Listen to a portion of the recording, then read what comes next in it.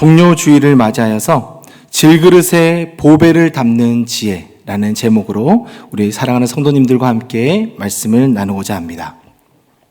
종료주일이 되면은 기억나는 제 인생에서 사건이 있습니다. 때는 15년 전, 저는 안산에서 전도사로 사역할 때 일입니다. 종료주일을 앞두고 저는 하나의 지령을 받게 됩니다. 겨울에 김장하여서 밭에 묻어둔 그 김치를 가져오느라. 교회 근처에 있는 밭으로 갔습니다. 겨울에 김치를 묻고 이곳에 김치를 묻었습니다 라는 표시로 막대기랑 또 리본 같은 거를 이렇게 놓아두었습니다. 근데 가보니까 막대기랑 리본이 없는 거예요. 김치가 어디 있지? 예상되는 지역에 삽으로 파기 시작합니다. 김치가 없었습니다. 너무나 황당해서 계속 파기 힘드니까 긴 꼬챙이 하나를 준비해 갖고 와서 찌르고 다닙니다. 늦도록 찌르고 다니다가 겨우겨우 김치를 발견하였습니다. 너무 힘든 시간을 보내면서 왜 김치를 이렇게 먹는 거야? 굳이 그냥 매일매일 그때그때 해서 먹으면 되지. 왜 굳이 미리 해서 차가운 땅을 파괴하고 그곳에 김치를 묻게 만드는 거지? 불평의 마음이 생겼습니다. 근데 가져온 김치의 맛을 보고 김치는 이렇게 먹는 거구나를 깨닫게 되었습니다. 김치가 억세지도 않았고 맛있게 잘 익었기 때문이죠. 차가운 땅에 묻으면 온도의 변화도 일정하고 공기 접촉도 피하여서 발효가 잘 된다는 것을 그때 알게 되었습니다. 그렇습니다. 김치를 숙성시키고 발효시키는 방법이 있듯이 하나님께서는 하나님의 백성을 훈련시키고 발효시키고 숙성시키는 하나님의 방법이 있는 줄 압니다. 오늘 본문에서는 그 방법대로 하나님의 방법대로 숙성시켜고 성숙시켜서 하나님의 백성으로 만들어 한 사람이 등장합니다. 바로 그 사람은 사도 바울입니다. 사도 바울은 자존심이 굉장히 셌던 사람입니다. 자신의 뜻을 이루고자 계획을 세웠다면 물불 가리지 않는 억센 사람이었습니다. 하지만 오늘 본문에 나온 사도 바울은 모든 힘을 다 빼고 마치 익은 김치처럼 자신을 질그릇이라 표현하며 비난과 고난 속에서도 인내하는 바울을 보게 됩니다. 어떻게 바울은 기세등등하고 억센 그 사람이 모든 것을 다 받아들이는 마치 발효가 잘 된 김치처럼 성숙한 그리스도인이 될 수 있었을까요? 우리는 오늘 이 본문 말씀을 통하여서 그 은혜를 함께 나누고자 합니다. 첫 번째로는 우리는 질그릇입니다. 우리는 질그릇이라는 거죠. 사도 바울은 자신이 누구인지 알았기에 어려움 중에도 참을 수 있었습니다. 7절은 이와 같이 고백합니다. 우리가 이 보배를 질그릇에 가졌으니 이는 심히 큰 능력은 하나님께 있고 우리에게 있지 아니함을 알게 하려 함이라. 바울은 자신과 모든 인생을 질그릇에 표현하고 있습니다. 질그릇과 우리 인생은 비슷한 점이 많아요. 두 가지 정도 생각해 볼 수 있는데요. 첫 번째로는 흙으로 만들어졌다는 점입니다. 우리도 흙으로, 질그릇도 흙으로 만들어졌어요. 두 번째 특징이 있다면 약하다는 것이죠. 우리도 상처되는 말을 한마디를 들으면 밤잠을 이루지 못합니다. 질그릇도 마찬가지입니다. 연약합니다. 연약한 질그릇에 보배를 담았다고 합니다. 이 귀한 것을 깨지기 쉬운 질그릇에 담은 이유는 무엇일까요? 귀중한 것일수록 튼튼하고 안전한 곳에 보관하는 것이 옳은 일입니다. 왜 이 귀한 보배를 깨지기 쉬운 질그릇에 담아 두었을까요? 그 해답이 7절 하반절에 나옵니다. 큰 능력은 하나님께 있고 우리에게 있지 아니함을 알게 하려 함이라. 보배를 품게 된 것이 내 능력이 이유가 아닌 것을 알게 하시려고. 만약에 좋은 그릇에 보배를 담았다면 보배를 담은 그 좋은 그릇은 우월감에 넘쳐 흐를 것이고 보배를 담지 못한 다른 그릇들을 무시할 겁니다. 그리고 나처럼 해야, 나 정도는 돼야지 라고 그들을 가르치기 시작할 것입니다. 하지만 가장 연약한 질그릇에 보배를 담았기 때문에 보배를 담기 위한 조건, 보배를 담기 위한 훈련, 보배를 담기 위한 준비는 없습니다. 즉 하나님의 일반적인 선택이었고 이것을 성경에서는 선물이라고, 은혜라고 말합니다. 에베소서 2장 8절과 9절 말씀에 보면 너희는 그 은혜에 의하여 믿음으로 말미암아 구원을 받았으니 이는 너희에게서 난 것이 아니요 하나님의 선물이라. 행위에서 난 것이 아니니 이는 누구든지 자랑하지 못하게 함이라. 아멘. 하나님의 선물입니다. 우리는 연약하고 부족한데 하나님께서 일방적으로 우리를 선택하여 주셔서 사랑을 주셨습니다. 보배를 우리 인생에 담는 은혜를 주셨습니다. 나의 연약함을 인정하는 것이 성숙입니다. 나의 연약함 속에 예수님께서 나를 선택해 주셔서 내 안에 구원의 선물, 보배를 담을 수 있는 것, 그래서 이것을 우리는 복음이라고 이야기하죠. 우리는 내게 능력이 있어야 하고 내가 구원을 받은 만큼 성장을 해야 하며 세상 속에서 질그릇이 아니라 신앙생활 열심히 해서 금그릇으로 은그릇으로 우리는 업그레이드해야 하나님께서 영광 받으신다고 착각할 때가 있습니다. 그래서 신앙생활 할 때에 업그레이드 하려고 노력합니다. 열심히 신앙생활을 하고 성장하여서 성공하고 누가 봐도 축복받았다고 인정할 만큼 그런 모습을 보여야 하나님께서 영광 받으신다고 생각합니다. 우리 자녀들이 취업에 성공하면 하나님께서 영광 받으시고 취업에 실패하면은 하나님께서는 영광 안 받으실까요? 직장 생활 속에서 승진을 하면 하나님께서 영광 받으시고 승진해서 실패하면 하나님이 영광을 가리우는 일일까요? 하나님께서는 성경 말씀에서 우리 보고 금그릇이 되라고 말씀하신 적이 없습니다. 있는 모습 그대로, 연약한 모습 그대로 내가 너와 함께 하노라. 이것이 성경 말씀인 줄 믿습니다. 질그릇의 연약함을 인정하기를 원하는 것, 이것이 하나님의 말씀입니다. 연약함 속에서 하나님을 찾고 성숙을 이루고 내게 능력이 없구나, 익어가고 인정하고 발효되고 숙성될 때에 나의 연약함 속에서 하나님을 찾는 믿음과 그 신앙으로 하나님은 기뻐하실 줄 믿습니다. 고린도후서 12장에 보면은 바울은 자신의 연약함을 가지고 하나님께 기도로 나아가요. 3번이나 부르짖으며 이 연약함을 좀 해결해 달라고 주님 앞에 기도하고 있죠. 하나님의 응답은 무엇입니까? 고린도후서 12장 9절. 나에게 이르기를 내 은혜가 내게 족하도다. 이는 내 능력이 약한 데서 온전해짐이라 하신지라. 그러므로 도리어 크게 기뻐함으로 나의 여러 약한 것들에 대하여 자랑하리니 이는 그리스도의 능력이 내게 머물게 하려 함이라. 아멘. 사도 바울의 약함을 하나님 때문에 자랑거리가 되었다고 합니다. 우리는 연약할수록 부족할수록 하나님을 의지하며 하나님께 나아가는 것, 그것이 하나님께서 성숙을 이루는 단계고 기뻐하시는 은혜인 줄 믿습니다. 그래서 그때부터 그리스도를 위하여 자신의 연약함, 능력을 받을 때, 궁핍을 받을 때, 박해를 받을 때 오히려 기뻐하는 것을 고백하는 사도 바울이죠.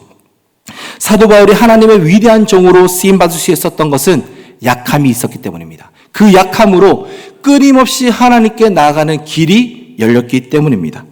오늘 우리들의 연약함이 있습니까? 부족함이 있나요? 그 연약함을 가지고 하나님께 나아가 기쁨을 맛보는 저와 여러분 되기를 간절히 소망합니다. 약함은 주님께 나아가는 통로가 될 줄 믿습니다. 아멘. 평화로운 주일 저녁에 저는 가족과 함께 집에 있었습니다. 근데 약간 외로웠습니다. 왜냐하면 아들, 딸이 엄마만 찾는 거예요. 아빠를 찾지 않고 자꾸 엄마랑 놀려고 그러는 겁니다. 그때 아빠의 외로움을 느끼는 그때에 아내와 아들, 딸이 저를 간절하게 찾았습니다. 아빠, 여보. 그 외침 속에 주방으로 가보니까 엄지만한 거미가 있는 거예요. 저를 찾아주니까 좋더라고요. 그래서 저는 가끔 이렇게 기도합니다. 하나님, 오늘도 거미가 나타나게 없어서. 우리의 연약함은 하나님을 찾는 축복의 통로가 될 줄 믿습니다. 우리의 연약함을 인정하고 하나님께 더욱더 가까이 나아오라. 우리의 연약함을 주신 하나님은 하나님께 나오게 하는 초청장이 될 줄 믿습니다. 주님께 더욱더 나아가 주님을 기쁨으로 만나는 복된 믿음의 성도 되시기를 소망합니다. 아멘. 두 번째로 함께 나눌 말씀은 보배의 가치를 깨닫습니다. 질그릇이지만 내게 주신 보배의 가치, 내게 주신 보배의 가치를 깨닫게 됩니다. 우리의 연약함은 내 안의 보배를 더욱더 빛나게 만들어요. 내가 연약할수록 하나님은 더욱더 위대하게 빛나게 보이게 만듭니다. 요리할 때에 완벽한 재료가 있다면 누구든지 이 재료를 가지고 맛있는 음식을 해낼 수 있을 겁니다.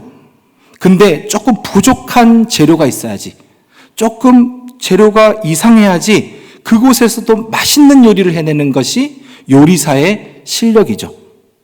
어떤 축구 감독이 팀을 하나 맡았습니다. 잘하는 팀을 잘하게 만드는 것은 좀 할 수 있습니다. 하지만 오합지졸 팀을 맡았을 때에 좋은 성과를 낸다면 그분은 좋은 리더십을 있다라고 인정받게 되죠. 우리의 연약함은 하나님의 보배의 가치를 세상 속에서 더욱더 빛나게 만듭니다. 8절과 9절 말씀을 함께 읽어보겠습니다. 시작.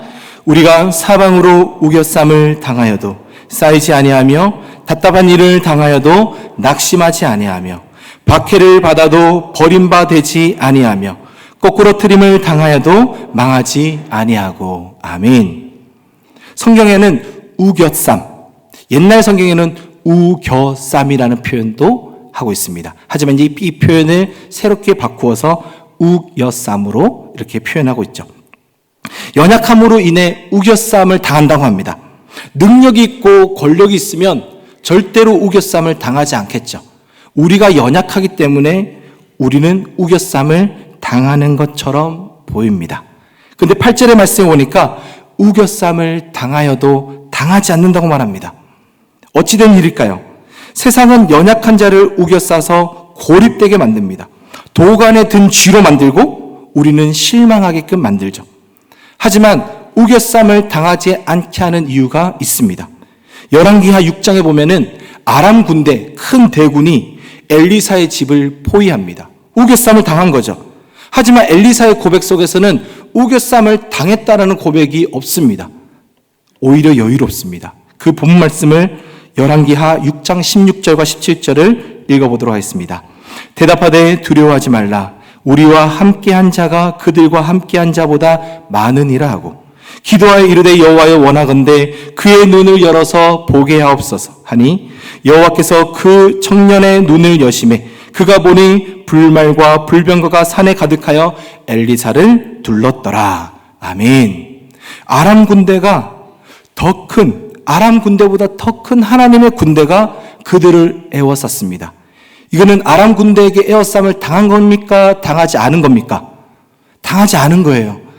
눈에 보기에는 아람 군대가 엘리사를 둘렀고 우겨쌈을 당한 것 같지만 엘리사의 영적인 눈에는 하나님의 군대가 엘리사를 보호하기 위해서 아람 군대를 우겨쌌습니다.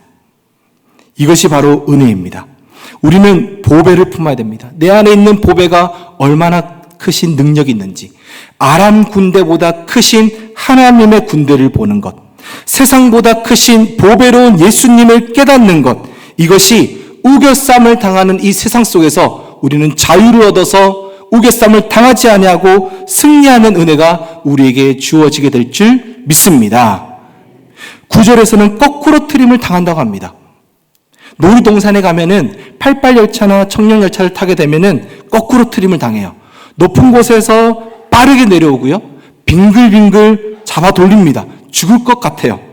근데 이들이 소리를 지르죠. 탄 사람들이 비명을 지릅니다. 어떤 비명을 지릅니까?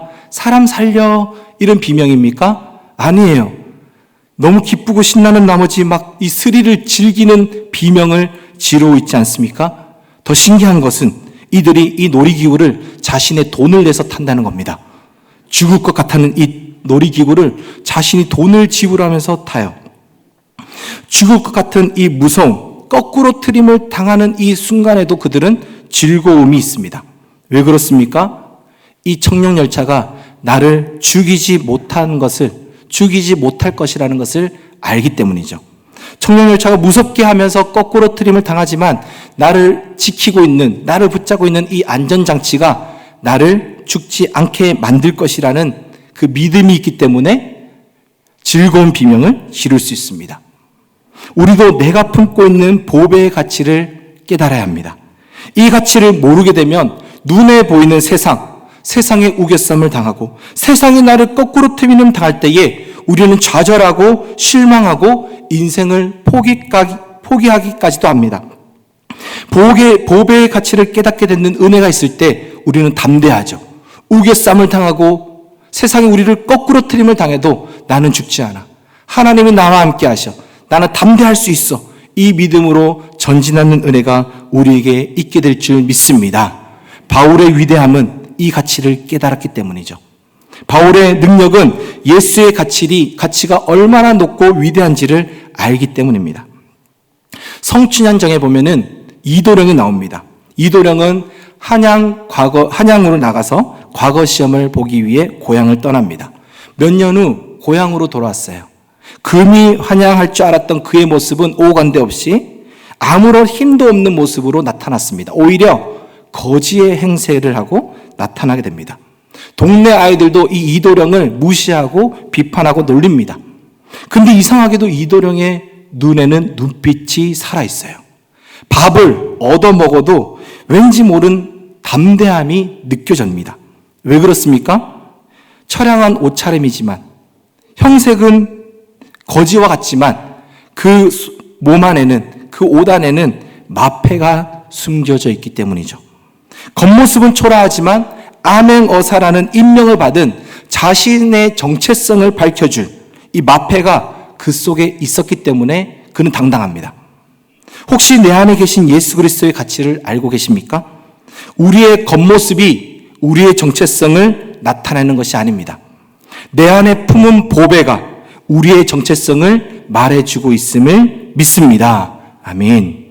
사도 바울의 위대함은 예수 그리스도를 알아가는 지식이 가장 좋은 지식이고 고상한 지식이고 가장 큰 지혜로운 지식임을 그는 알았기 때문에 빌립보서 3장 8절과 같이 고백합니다. 우리 사도 바울과 같이 함께 이 고백을 함께 큰 소리를 읽어보겠습니다. 시작. 또한 모든 것을 해로 여김은 내 주 그리스도 예수를 아는 지식이 가장 고상하기 때문이라. 내가 그를 위하여 모든 것을 잃어버리고 배설물로 여김은 그리스도를 얻고. 아멘. 예수님을 알아가는 것이 우리의 신앙생활입니다. 예수님을 아는 지식이 우리를 자유롭게 하게 될 줄 믿습니다. 진리가 너희를 자유케 하리라. 이 진리는 예수 그리스도입니다. 예수 그리스도의 가치, 보배로운 예수님을 알아갈 때에 세상에 우겨쌈을 당하고 거꾸로 트림을 당해도 우리는 담대하고 자유함을 얻어서 전진하는 은혜, 성숙한 그리스도인으로 살아가게 될 줄 믿습니다. 그 지혜를 발견하는 저와 여러분 되기를 소망합니다. 아멘. 마지막 세 번째로는 질그릇이 깨질 때 보배가 세상에 드러난다는 것이죠. 질그릇은 깨질 때 보배가 세상에 드러납니다. 질그릇과 보배는 어울리지 않는 조합이에요. 귀한 것일수록 튼튼한 곳에 보관해야 됩니다. 하지만 깨지기 쉬운 그 질그릇에 보배를 담았다고 합니다. 이유가 있습니다. 10절에 나옵니다. 우리가 항상 예수의 죽음을 몸에 짊어짐은 예수의 생명이 또한 우리 몸에 나타나게 하려 함이라. 예수의 죽으심으로 생명이 나타나게 하시려고. 예수의 죽으심은 생명을 나타나게 합니다.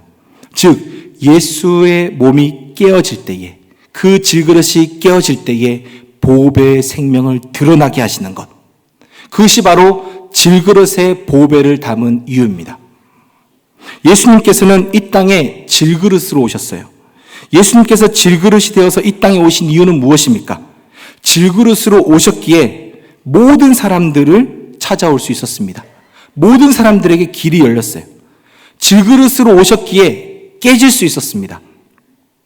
예수님께서 이 땅에 오실 때에 마곡간에 말구 위에 누이셨습니다. 낮고 천한 자로 오셨기 때문에 모든 사람이 찾아오는데 걸림돌이 없었습니다.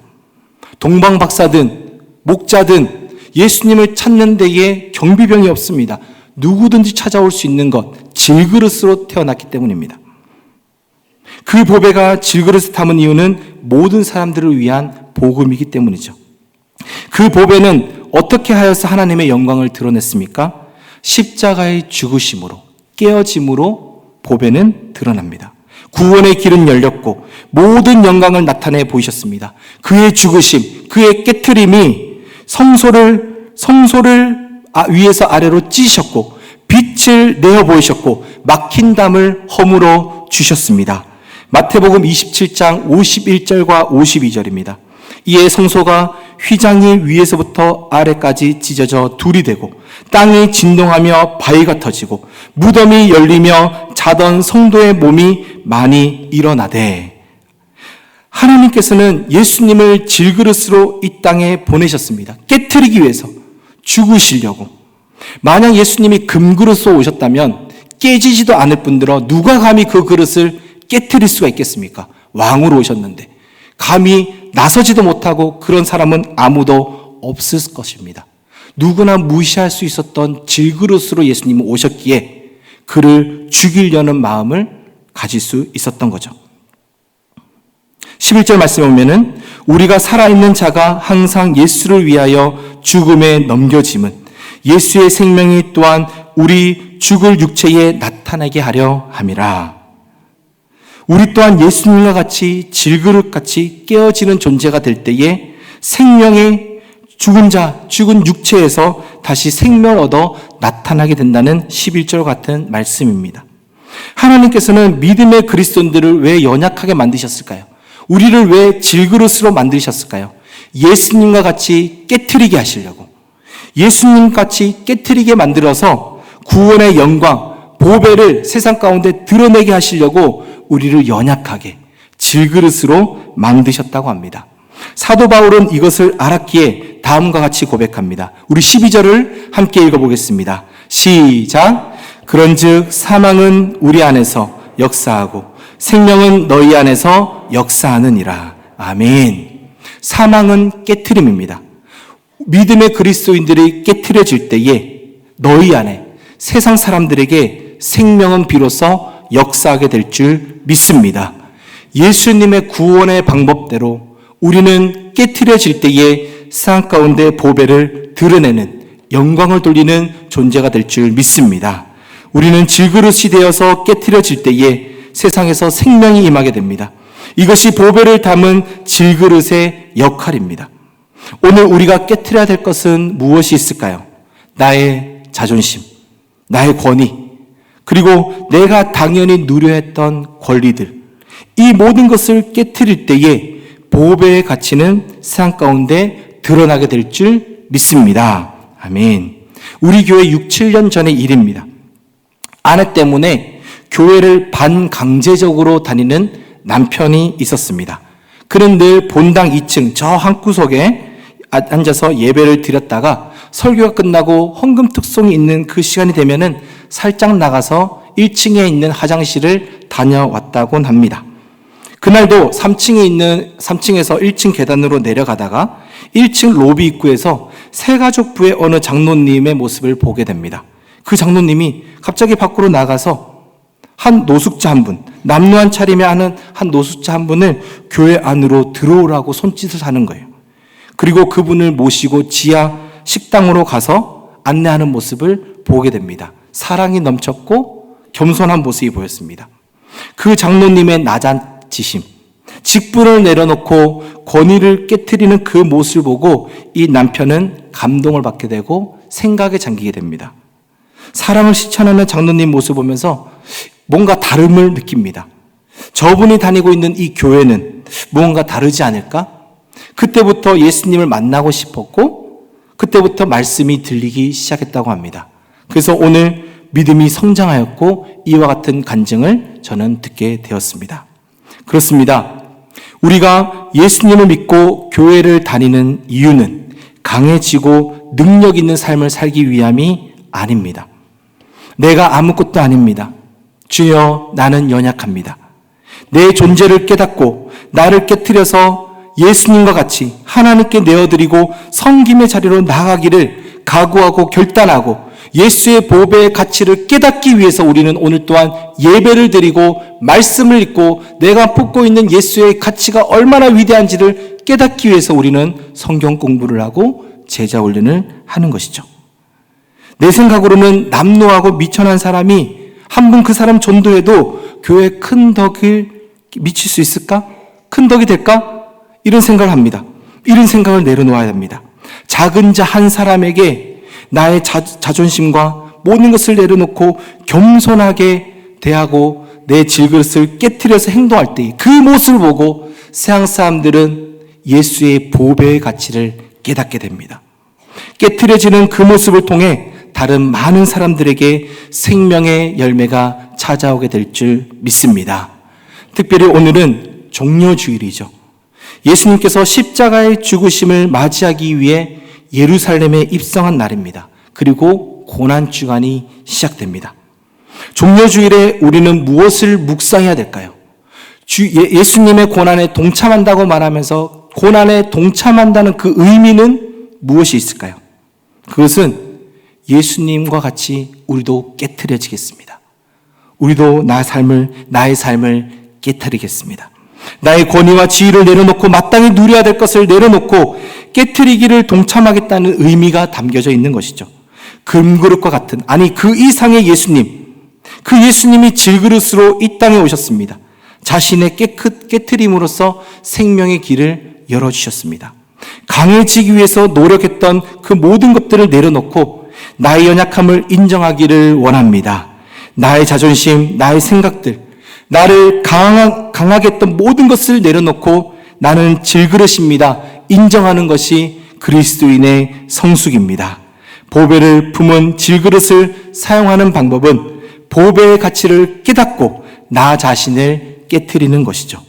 나는 죽고 예수로 살아가는 그 인생이 될 때에 우리 안에 있는 보배는 더욱더 빛나고 하나님께서 영광받게 될 줄 믿습니다. 고난주간이 시작되는 오늘, 종려주일인 오늘 나의 삶을 깨트리기를 다짐하고 결단하여 열매 맺는 저와 여러분 되기를 간절히 소망합니다. 아멘.